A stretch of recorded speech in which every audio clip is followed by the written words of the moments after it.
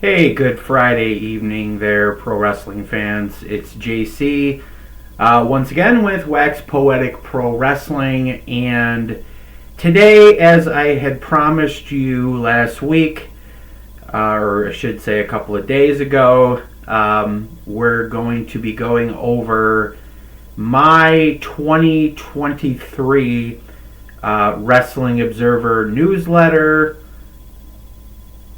year-end awards. Basically, I'm going to be going over my ballot for the awards that I will be sending to Mr. Dave Meltzer, who has been covering pro wrestling now for the better part of 50 years now that he's been doing this, and the Observer's been around since the 80s, and it's pretty much been non-stop since the late 80s, a week-to-week publication since the mid to late 80s. So it is the most trusted source for pro wrestling news in the world, and their award system has consistently been the top awards to serious pro wrestling fans and to serious pro wrestling people in the media. I think at this point, just given the general size of the wrestling media right now, or the sheer volume of people trying to get involved in maybe not necessarily journalism, but we got a lot of people out here just throwing up content, some of it's not even correct. You'll never get that here at Wax Poetic Pro Wrestling, and anything that I do post on through the pro wrestling world, through Twitter, I will make very clear that what I'm saying is my speculation or what's been reported, or I will never try to blur the lines as to what's been reported by either Dave Meltzer, Sean Ross Sapp, and now I would say probably, you still got like PW Insider, like Mike Johnson and Andrew Zarian from Mat Men, and also the Wrestling Observer also gets some scoops, as well as Brian Alvarez does get some scoops here and there. But in general, I would say those are the trusted sources of pro wrestling information out there. And the very nature of pro wrestling is it's an ever-evolving thing.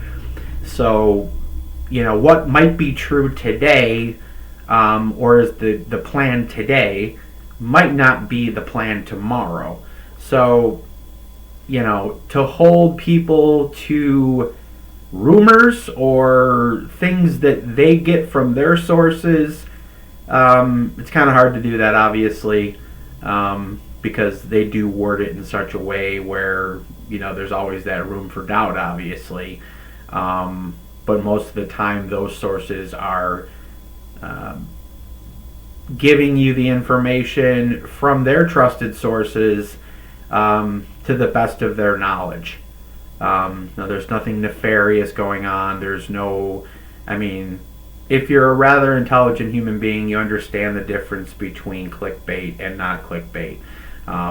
Like Meltzer and Sean Ross Sapp keep saying over and over again, media literacy is a really important thing, and we have a real issue with that in this country. But aside from that, at this point, the Observer Awards, and I feel like there's a triple crown of awards, I would think, from a prestige factor at this point. You have the Old School Awards, the Pro Wrestling Awards, Pro Wrestling Illustrated Awards, which are making a little bit of a comeback over the last few years. I guess you would consider that more of a kayfabe awards, because they're still trying to keep kayfabe when they're giving you the awards. There's a little bit of insider dirt sheet analysis involved with PWI now, but not nearly to the level of Wrestling Observer News newsletter, or Fightful Select, and Sean Ross Sapp.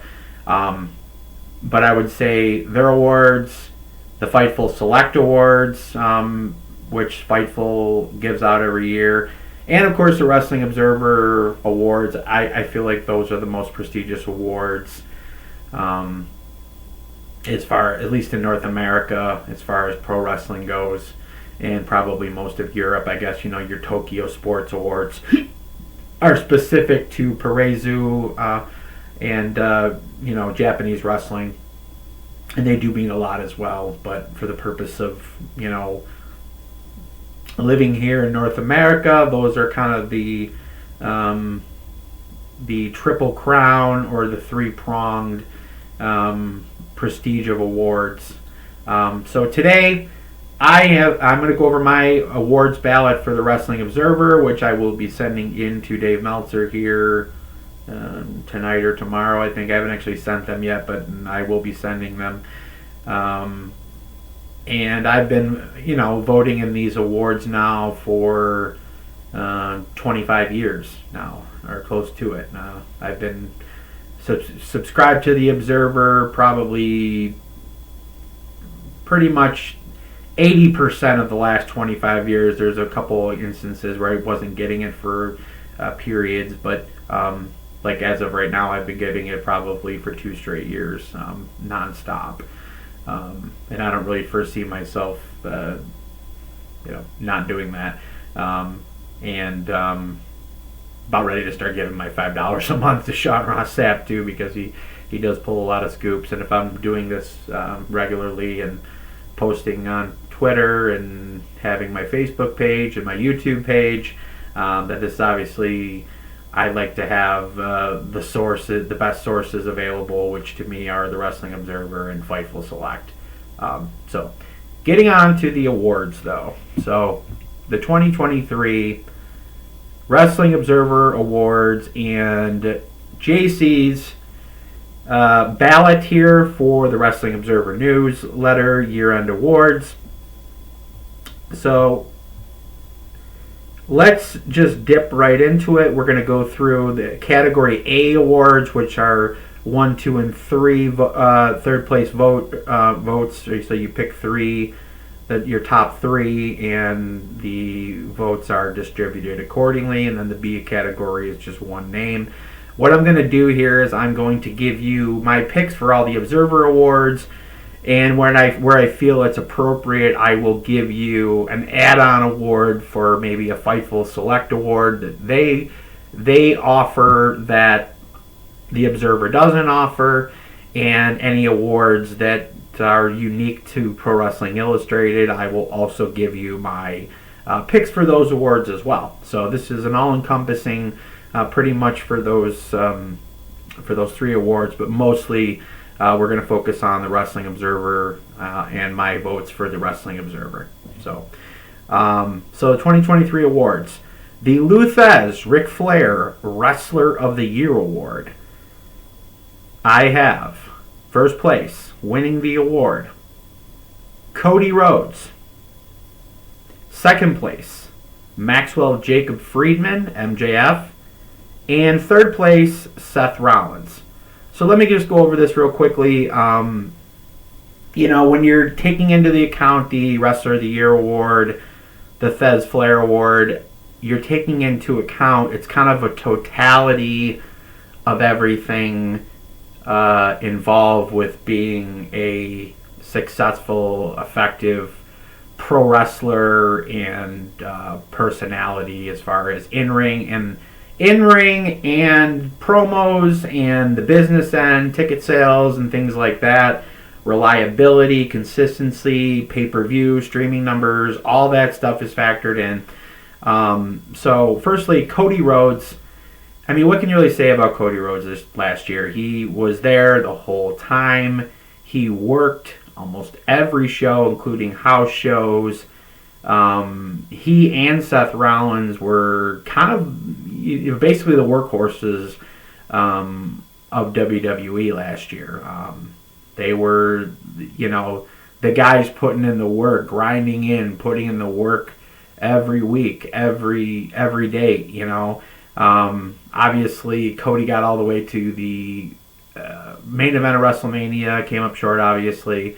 But they continued to focus on Cody, and he drove ticket sales. He drove streaming numbers. He had great matches. He had great feuds. Continued to be the most popular and the biggest name in pro wrestling last year. Obviously, other than Roman Reigns, but Roman Reigns barely worked last year. So you needed workhorses in the biggest company in the world. And I would say Cody was one, and also Seth Rollins, who was my number 3 vote getter. Same thing. They put the World Heavyweight title on him, a brand new title, a workhorse title, because he was going to be there. He was going to be there every week, working week to week, month to month, driving ticket sales, driving streaming numbers, driving the business. And I would say in tandem, I feel like Cody and Seth basically, like I said, they were key to the brand. The other one was the second place. My second place for Wrestler of the Year was MJF.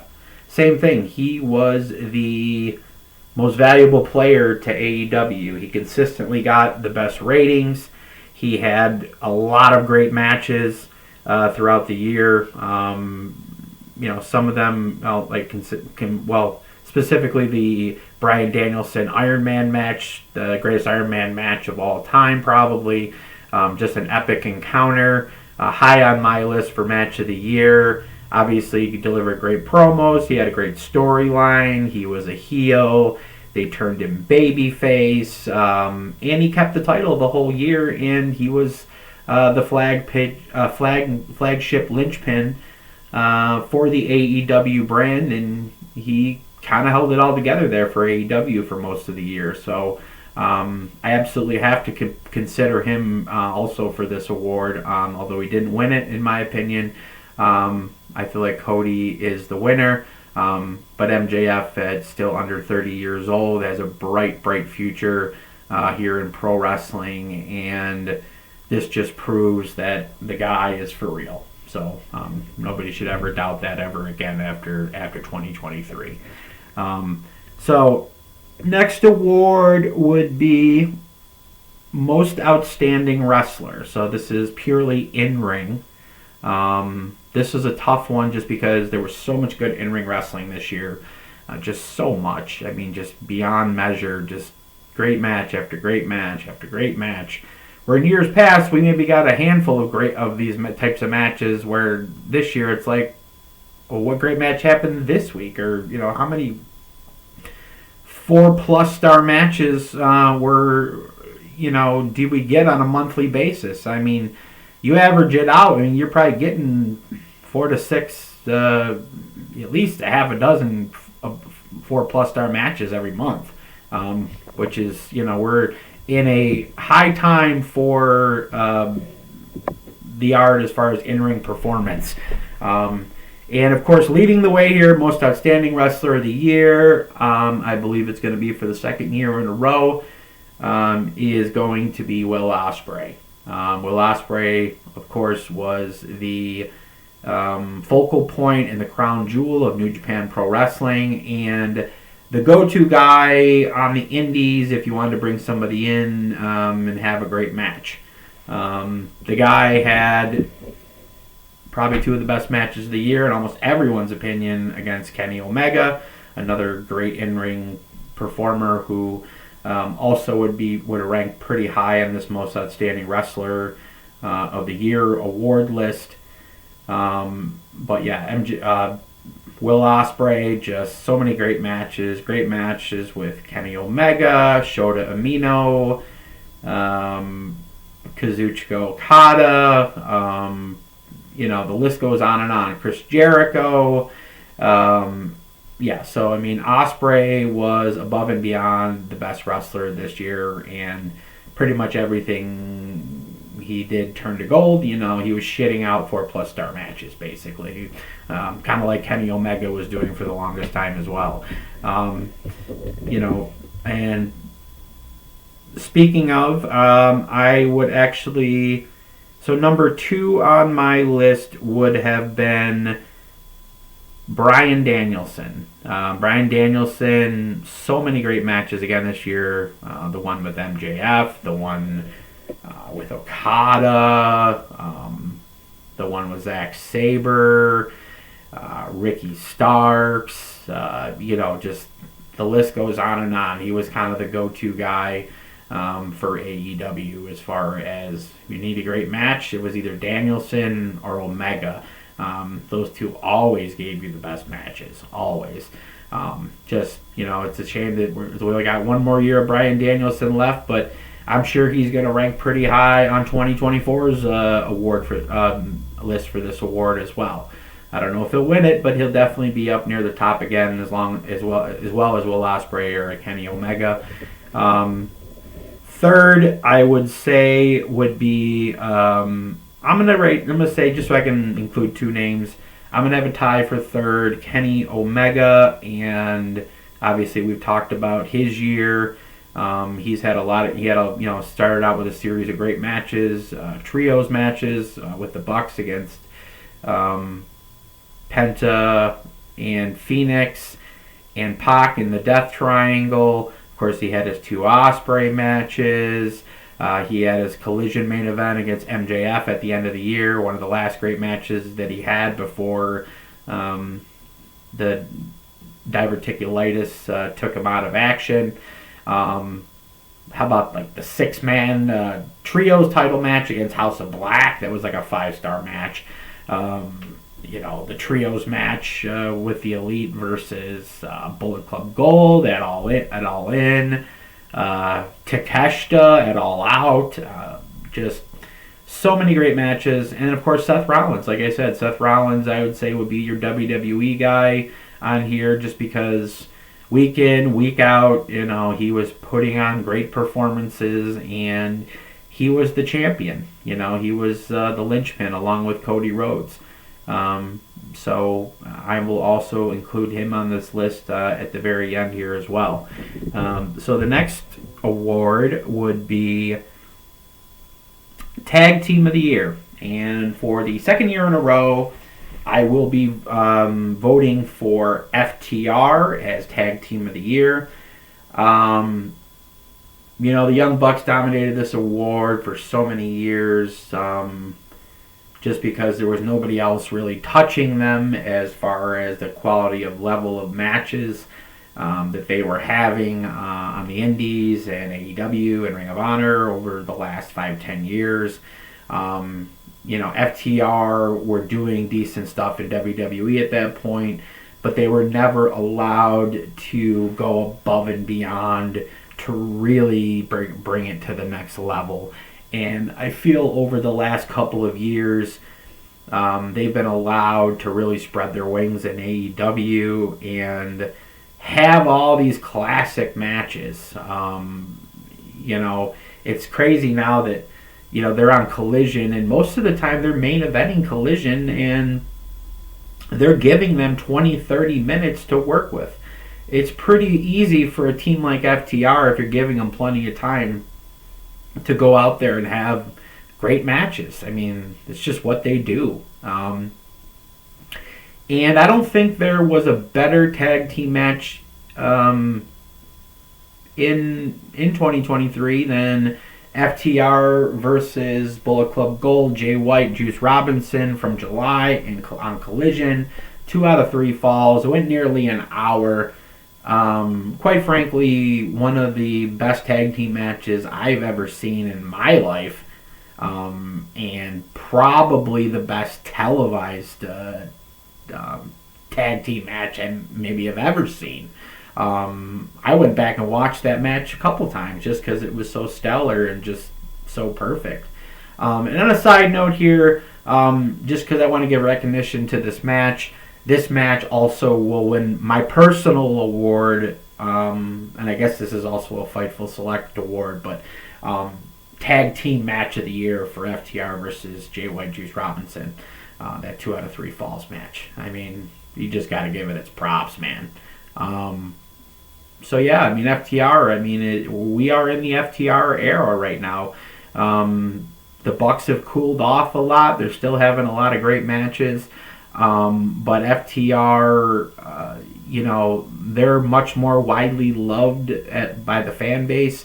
The Young Bucks are very polarizing. I mean, I like the Young Bucks, but I feel like they're very polarizing. And a lot of the stuff that they do as far as the highlight reel matches and stuff like that, they are great.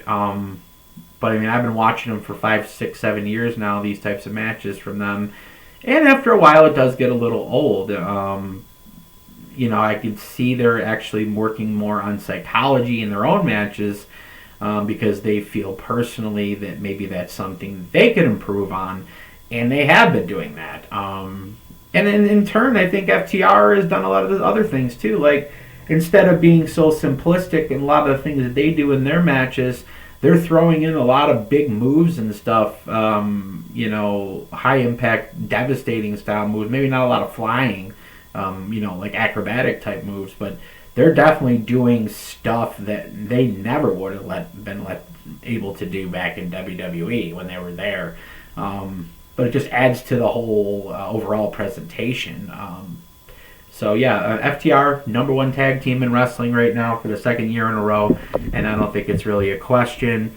It was kind of a weak year, other than, like I said, FTR, and the Bucks, that kind of thing.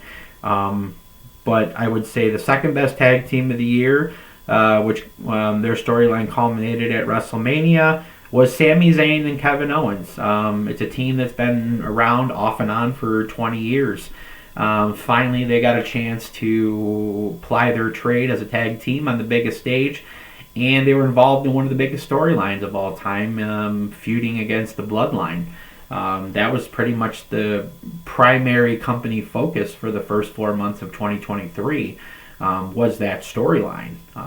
Individual singles matches for Owens and Zayn against Roman Reigns, and then culminating in a 5-star classic from WrestleMania that headlined WrestleMania Night 1, first World Tag Team title match that headlined WrestleMania, and it was worth the price of admission. It was a 5-star match, and Zayn and Owens were triumphant, and I just think based off of their reign and their big win there and their comeback as a team, you got to at least rank them as one of the best tag teams of the year.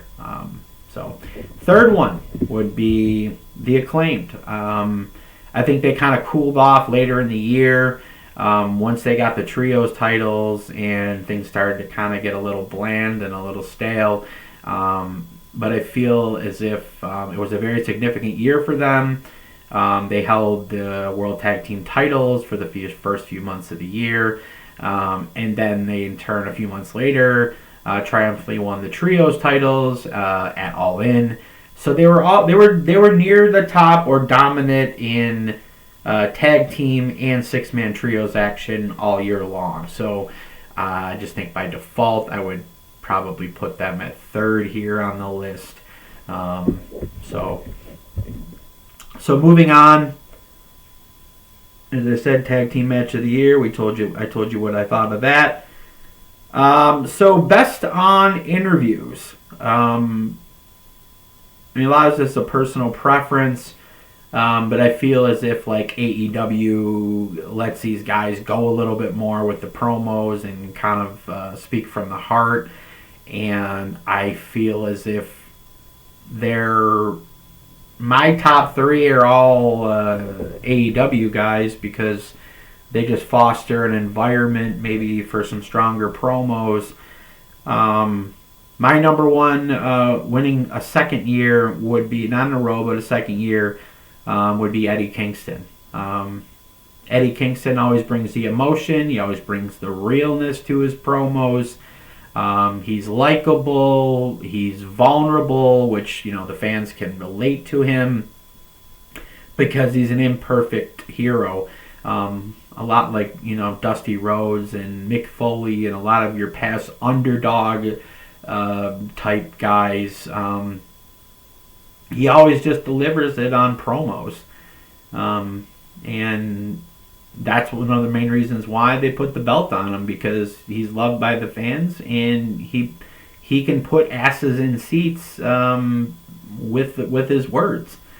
And I would say a close second, actually, in my opinion, would have been Jon Moxley. Low key, Jon Moxley. Every time they gave him like a promo in the ring, backstage, didn't matter. He was always delivering a lot of the same style promos that Eddie Kingston delivers. Emotional, vulnerable, hard on your sleeve type stuff, which resonates, with fans. And that's why I believe both of them are near the top here. And third would be MJF. A lot of people would say MJF should be tops. I mean, honestly, all three of these guys were great. MJF, I believe, always delivered the zingers, always delivered, those rock-style promos where he's out there and he's, got control of the crowd and he's just on and feeling it. And, with the insults, but he's added different layers this year. He's added emotion, he's added vulnerability when he was involved in the Adam Cole storyline. So I feel like his promos actually evolved this year. I don't know if overall they were as good as previous years. I personally don't think they were as good as previous years. And I think there was a little blowback from the fan base this year as far as length of promos and time in the ring, be able to deliver a promo. There was a little bit of pushback from the fan base as far as that goes. So that's another thing. Also, I'd like to make a shout out to Samoa Joe, who also delivered all of those style promos as well. Plus, he also delivered a very badass, bad motherfucker style promo, which made you fear the man, and that's another style of promo. And I think, Toni Storm deserves a shout out as well, just because she was doing probably the best female gimmick related promo. Just great stuff with the old school movie references and things like that. And as far as WWE goes, I felt like Cody was always a strong promo. Seth is always a strong promo. Towards the end of the year, obviously, all of a sudden Drew McIntyre started turning it up, and he started to become a phenomenal promo. So, yeah, I mean, and obviously you got your people like, Rhea Ripley even, and Becky Lynch also deserve, as far as women goes, they were delivering probably the best promos in WWE on the women's side. So they also deserve a lot of recognition there as well. So, moving on. Promotion of the year. Promotion of the year is WWE this year. I don't think it's any secret I'm more of an AEW fan than I am a WWE fan. But you can't really ignore the success that WWE had. I think once they put Triple H in charge of creative, they really hit their stride at that point. Record attendance, record streaming, record pay-per-views, just across the board, records. And they had somebody finally steering the ship here, who wasn't out of touch and could maximize all the money and all the machine behind him, Triple H, to really push out and become the out-and-out standout promotion of the year. A lot of it was his booking. His booking was just better. It wasn't so bipolar booking like Vince would do and stop and start a lot of stuff, and so a lot of stuff just didn't make any sense. Triple H has actually got to the point now where everything's starting to make sense, and that was always the main issue with WWE, other than the lack of wrestling, which has actually gotten better under Triple H. Not significantly better, but a lot better, I will say that. But yeah, a lot of the booking decisions and the machine and just the attention to fine detail that WWE takes which is, there's a stark contrast there between them and the number 2 promotion, AEW. They came in second on the list. AEW obviously had a mixed bag of a year. I think the ratings were up and down. Some of the attendance was up and down. The booking was kind of inconsistent, although the pay-per-views continued to do well. And then, of course, you can't really ignore something like All In. I mean, it's a special thing when the number 2 promotion in the world, a distant 2, by the way, mind you, a very distant 2, sells 80,000 tickets and sells out Wembley in England, London, England. I mean, you can say all you negative things you want about AEW, but that's still impressive. The fact that AEW sold out a stadium and put on a show, a WrestleMania level show, as the number 2. It's kind of laughable to me that people still go around saying, well, could TNA overtake AEW this year? Could this company, move into number 2 if AEW falls there? No, they can't actually. The budget's not there. They're not on one of the biggest networks, in the country. They don't have the global reach. They don't have the bankroll. They don't have the production value that AEW has. There's so many things that are handicapping everybody who's in third place and below that. Especially in this country, not including the number 3 on my list here, which is New Japan Pro Wrestling. But yeah, everybody's a distant third other than AEW. They're a distant 2, but the gaps are like WWE, AEW, and then everybody else way down here. That's kind of where we're at right now. So by default, AEW's got to be the number 2 promotion, and the whole Wembley thing, pretty much puts them over the top there. Third was New Japan Pro Wrestling. I think that they had an improved year. They finally kind of got out of that funk of the pandemic, and obviously the whole thing with fans not being able to cheer or whatever, that was kind of put to rest finally this year. So I feel like they are making a comeback, and Tanahashi is now in charge. And I feel like they only can get better at this point. Everybody else kind of, and there was incremental successes by the other companies, but nothing too significant, obviously. So, moving on. So, best weekly TV show. Number 1, SmackDown. Number 2, Dynamite. And number 3, Raw. Again, WWE improved the television product, and I feel like their highest rated show, the show that gained the most viewers, mostly because it was on Fox and it's a more far-reaching station, SmackDown, greatly improved this year.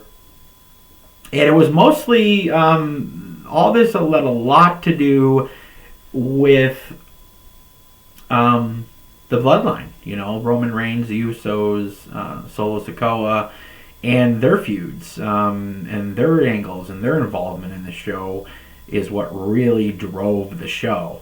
So I feel like that is the thing that really set SmackDown apart. And also, obviously, it's a 2-hour show, and it's a lot more easy to digest than Raw. Just overall a better show. Number 2 was AEW Dynamite. A rougher year for AEW Dynamite this year. They still hovered all year from around, high 700,000 viewers to around 1 million. So they're doing enough, and it's impressive enough at this point to warrant a significant rights increase when they negotiate their media rights deals this year. They're going to get a hefty pay increase based on the market. People can sit here and act like the sky is falling because they're only drawing 800,000-900,000 a week viewers. But honestly, most of these networks are over the moon if you're pulling in 500,000 viewers. So really, guys, they're actually in pretty good shape here. And 3, I would say, would have been Raw. I mean, Raw is a better show than it was before. I thought the Judgment Day improved the show as far as the character levels, and obviously anchored by Seth Rollins and Cody Rhodes. The show was better. Rhea Ripley from the Judgment Day was definitely must-see TV this year. To me, she was the best overall female performer of the year. From a mic standpoint, from a match standpoint, even though she didn't have a lot of matches this year, and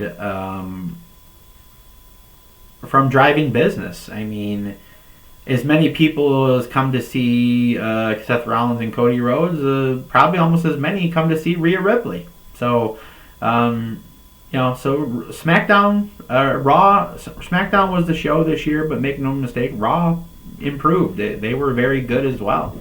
A lot better than they've been. I mean, I wouldn't consider them the worst TV show anymore. So, Match of the Year. Match of the Year, my 2 top matches are the series between Omega and Ospreay. The first one at Wrestle Kingdom, I believe it was 17, and the second one at Forbidden Door this year, AEW New Japan Forbidden Door in Toronto this year. Both matches were above and beyond 5 stars, as Meltzer put them at like 6.5 or something like that for both matches. But we are talking pro wrestling at the highest level, scientific moves, high risk, dangerous moves, drama, emotion. These matches had it all. I mean, they are right there, in my opinion, right there, or maybe a step below the Okada Omega series from a few years back. Just pro wrestling at its highest level. My number 3 was, I mentioned this earlier, but MJF and Bryan Danielson from Revolution, the Iron Man match. Just spectacular stuff here. Like, obviously Bryan Danielson's Bryan Danielson, but MJF proved like he deserves to be the world champion, and not just because he can talk. The guy is a phenomenal wrestler. And he proved that in probably having the best Iron Man match in history. I personally never thought he was like a bad wrestler or anything, or even an overrated wrestler even. I just think they were doing the smart thing and keeping his wrestling special, because for the longest time it felt like he was more of an attraction, like, I guess more like a Roddy Piper type. He would wrestle very, very little, but when he did wrestle, it meant a lot, and usually the matches were hot, and that's pretty much what it was.